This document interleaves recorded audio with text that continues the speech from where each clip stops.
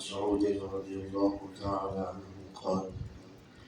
قال رسول الله صلى الله عليه وسلم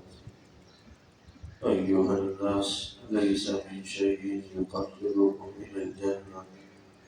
ويباعدكم من النار إلا قد أمرتكم به وليس شيء يقربكم من النار ويباعدكم من الجنة إلا قد نهيتكم عنه. حضرت عبداللہ بن مسعود رضی اللہ تعالی عنہ حضور علیہ السلام کے جلیل القدر صحابی ہیں، فرماتے ہیں کہ حضور علیہ السلام نے فرمایا ایھا الناس، اے لوگوں، لیس من شیء یقربکم الی الجنہ، کوئی ایسی چیز باقی نہیں رہ گئی جو تمہیں جنت کے قریب کر دے اور جہنم سے دور کر دے، مگر یہ کہ وہ چیز میں نے تمہیں بتا دی، اور کوئی ایسی چیز نہیں رہ گئی جو تمہیں جہنم کے قریب کر دے اور جنت سے دور کر دے، مگر یہ کہ وہ بھی میں نے تمہیں بتا دی۔ وَإِنَّ رُوحَ الْأَمِينُ وَفِي رِوَایَةٍ وَإِنَّ رُوحَ الْقُدُسِ نَفَثَ فِي رُوعِي، اور حضرت جبریل علیہ السلام نے میرے دل میں یہ بات ڈالی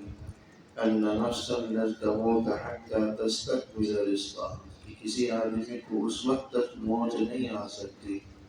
جب تک کہ وہ اپنے رزق کا مقرر کردہ حصہ مکمل حاصل نہ کرے۔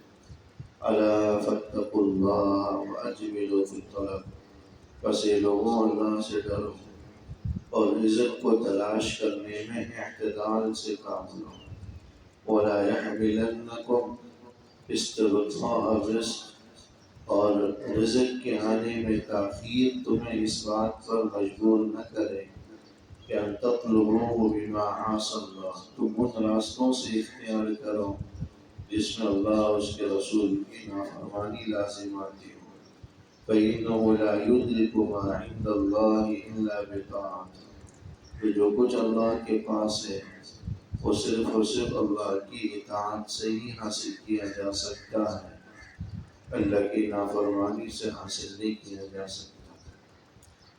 اس حدیث مبارک میں چند باتوں کی حضور علیہ السلام نے ہدایت فرمائی۔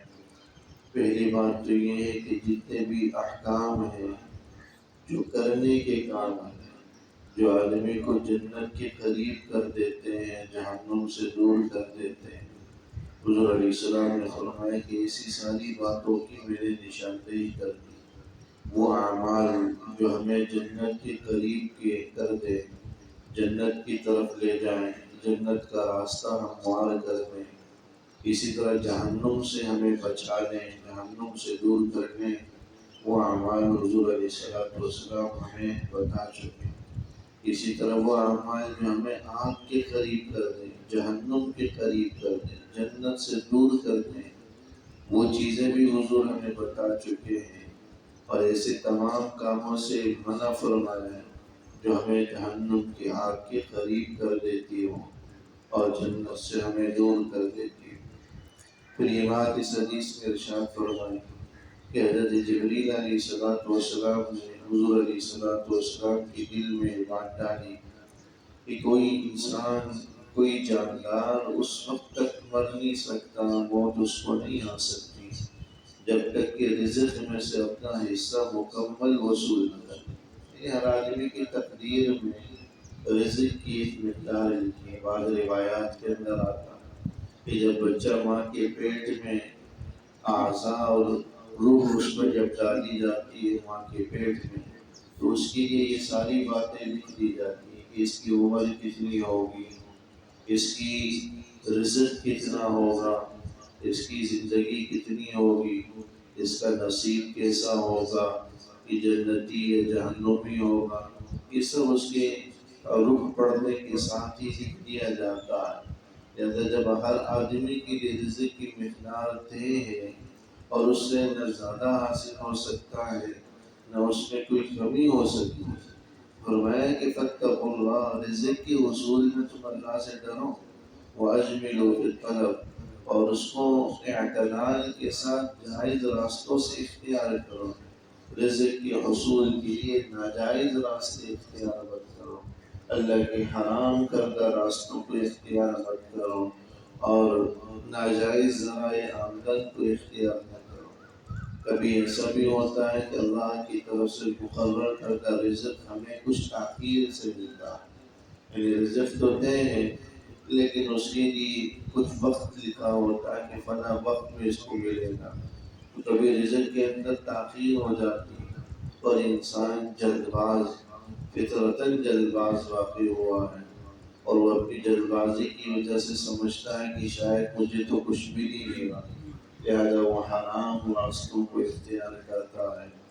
ناجائز ذرائع آمدن کو اختیار کرتا ہے، اللہ جل شانہ کی منع کردہ چیزوں میں پڑتا ہے۔ تو فرمایا کہ وَلَا يَحْمِلَنَّكُمْ اسْتِبْطَاءَ الرِّزْقِ، رزق کے اندر تاخیر تمہیں اس بات پر مجبور نہ کرے ان تطلبوه بمعاصی اللہ، کہ تم ان راستوں سے رزق کو حاصل کرو جس میں اللہ اور اس کے رسول کی نافرمانی لازم آتی ہو، کیونکہ اللہ کی طرف سے اللہ کے پاس جو کچھ ہے وہ اللہ کی نافرمانی کے ذریعے ہم حاصل نہیں کر سکتے۔ حدیث کا حاصل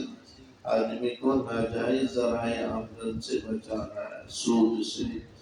رشوت سے، ناپ تول میں ڈنڈی مارنے سے،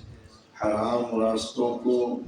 ناجائز حرام راستوں کو اختیار کرنے سے، چوری سے، ڈاکہ زنی سے، لوٹ مار سے، اور دوسروں کے مال پر ناجائز قبضہ کرنے سے، ان چیزوں سے اس حدیث مبارک کے اندر منع کیا، یہ سمجھایا گیا دیکھیے آپ کے حصے کا رزق آپ کو ہر صورت ملے گا، اس میں کوئی عقل مندی والی بات نہیں ہے کہ جب مقرر کردہ رزق ملنا ہی ہے تو پھر کیوں اس کے لیے ہم حرام راستوں کو اختیار کریں، اللہ کی طرف سے منع کردہ راستوں کو اختیار کریں، جب رزق کا ایک ایک دانہ اللہ نے مقرر کر رکھا ہے اور اس میں کوئی کمی بیشی ہو ہی نہیں سکتی، تو ناجائز راستوں کو اختیار کر کے، حرام راستوں کو اختیار کر کے، ناجائز ذرائع آمدن کو اختیار کر کے، لوٹ مار کر کے، چوری کر کے، لوگوں کا مال غصب کر کے، رشوت لے کر، سود لے کر، ایسے راستوں کو اختیار کرنے کا فائدہ ہی کیا ہے جب ملے گا اتنا جتنا اللہ نے ہماری تقدیر میں لکھ رکھا ہے، نہ اس سے ایک رتی بھر کم ملے گا، نہ اس سے رتی بھر زیادہ ملے گا۔ اس لیے دانشمندانہ عمل یہ ہے کہ انسان کمانے میں اعتدال سے کام لے۔ کمانے میں اعتدال کا مطلب یہ ہے کہ صرف جائز ذرائع تک خود کو محدود رکھے، کمانے میں ناجائز ذرائع آمدن کو اختیار نہ کرے۔ یہ ناجائز راستوں کو اختیار کرنا یہ آدمی کو اعتدال کی پٹری سے، اعتدال کے راستے سے ہٹا دیتا ہے۔ تو آج بھی لوگ اس طرح کمانے میں اتنا آدمی کو مگن نہیں ہونا چاہیے، مشغول نہیں ہونا چاہیے کہ وہ اللہ کی حرام کردہ ناجائز راستوں کو ہی بھول جائے، ڈنڈی مارنے لگے، ناپ تول کے اندر جھوٹ بولنے لگے، غلط بیانی کرنے لگے، دھوکہ فریب دینے لگے اور حرام راستوں کو اختیار کرنے لگے۔ اللہ جل شانہ صحیح سمجھ نصیب فرمائے، عمل کی توفیق۔